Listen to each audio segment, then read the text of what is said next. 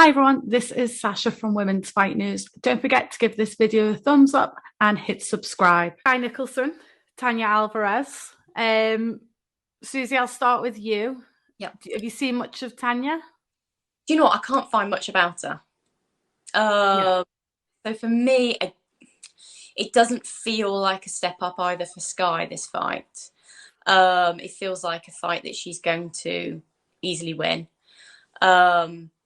I'd quite like to see, I feel like Skye's been, again, I quite like the fact she's taking her time a little bit, although she's Commonwealth already, Commonwealth champion. Mm-hmm. But she seems to be so close to almost getting a stoppage in a couple of her fights.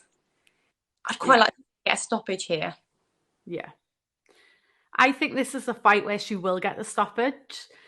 Again, I think this is quite a similar opponent to Ramla Ali, where on paper they look even. So Tania has a record of 7 wins, no losses, 1 KO. And then we have Skye, who has 5 wins and 0 losses. So on paper, it's like who's going to lose the row type of situation. From what I've seen of Tania, I think it's quite similar to the Ramla opponent of she is unbeaten, but the level of opponents haven't been super high. And from what I've seen, again, I saw 2 fights and she stood in the centre of the ring and she is happy to stand and trade. And that's kind of all she done. So her defence is kind of, she has a high guard, but just absorbs a lot of punches. And then when she catches a breath, she'll throw, but she doesn't move.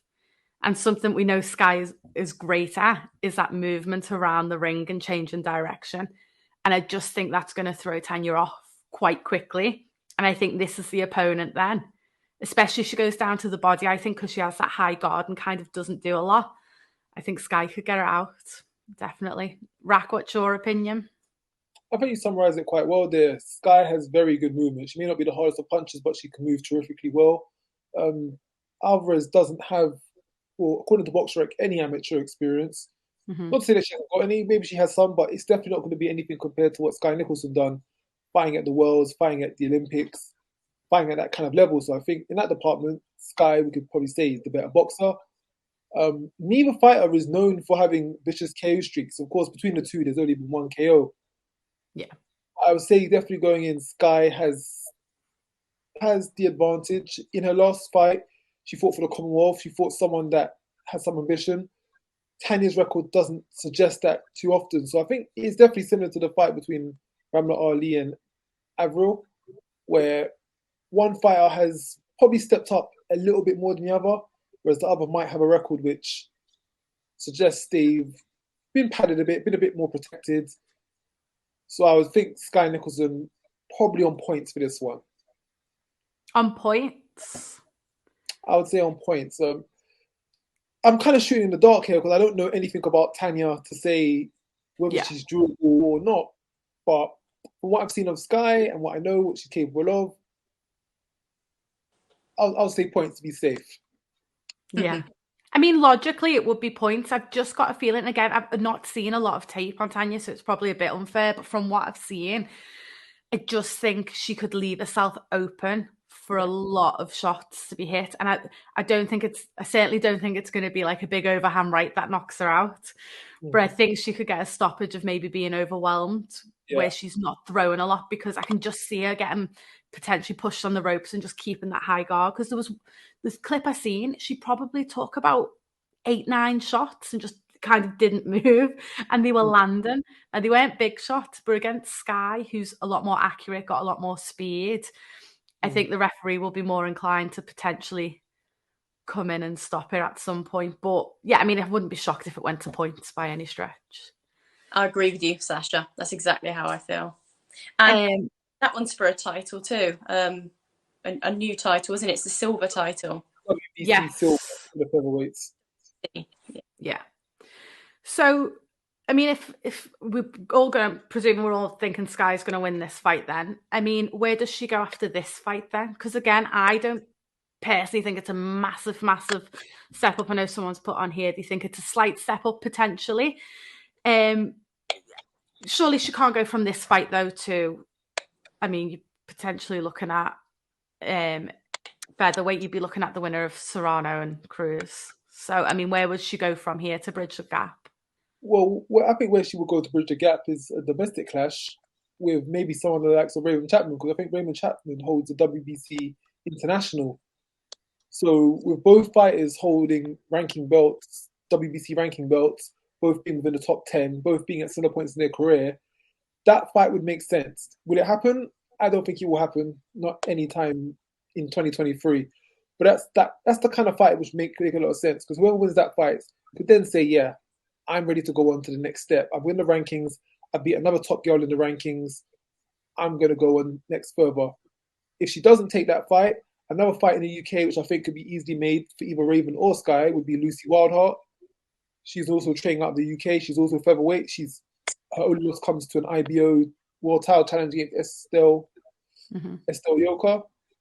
Yoka Mosley. So I think one of them three, out of them three, two of them need to fight this year to say who's going to go off into the next stage of their career, who's going to fight for world titles.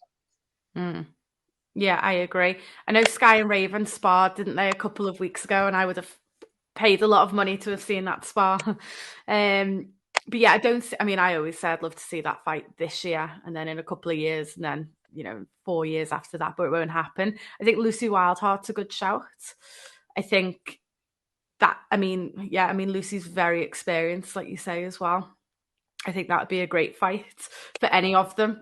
There's there's a handful of girls in that division that they're going to have to fight, because unless you're going to jump straight up to the winner of Serrano and Cruz, you're going to have to fight that bridge in the gap, and someone's going to have to get a loss on the record, aren't they? But it's only going to benefit them in the long run, because I think otherwise they're going to be sitting fighting lower level girls for the sake of it. Then what about Mahfoud? Good one. That's another option. Yep, that's a good one. Yeah. Sarah, yeah. I mean, that'd probably be a good one for either of them two, actually. And that's kind of what tends to happen, isn't it? It's what we see all the time. You kind of see the step up just before they go for a world title is a former world champion. So that could be a good shout. And I would see both Skye and Raven beating Sarah as well. Since we're on the topic of former champions, well, I think everyone's expecting Serrano to win on Saturday. Erika Hernandez, she could then become a potential opponent for one of these girls who are looking for a step up for the world level. So if Serrano wins, Erika becomes an option, Sarah Mafford's an option, Lucy Wildheart's an option. Let's say Erika and Mafford, those are the two top options that a lot of girls who want to step up for the world title want to be taken. Yeah, 100%. And Skye versus Chapman is a must. I mean, it'd be great to see. It really would be great. And both fighters would take it in a heartbeat. Oh, there's no doubt about it. It's just the politics, isn't it? Because we've already seen that Skye's responded to someone. I can't remember whether it was on Twitter or Instagram, but when they said it, she was like, yeah, 2023, happily fight her. Are either of you brave enough to say, if that fight happened, who you'd think would win? Raven. Go on, Susie. I don't want to say. No, you've got to say. I like them both. So that wasn't the question. We all like them. That's not the question.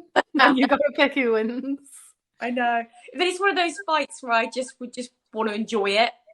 Get off the fence. Get off the fence.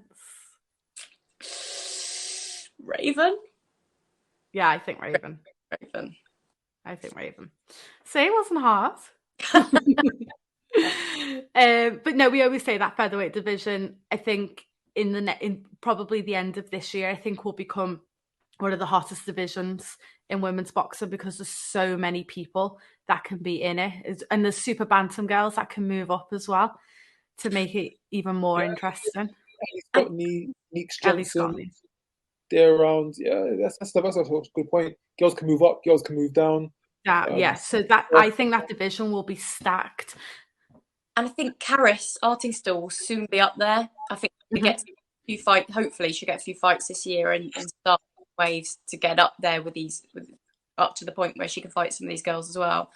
Yeah, definitely. And she's so powerful as well. I mean, for me, the fight I'd love to see eventually is Raven Karis. I think that's potentially a massive, massive fight in the future. Because I don't even that wouldn't go the distance. You know, they're both huge punchers. But like I say, you've got to just kind of see what Karis is doing. She wasn't super active last year, but she did end up turning pro more halfway into the year. By the time she signed with Boxer, so hopefully she gets quite a few fights under her belt.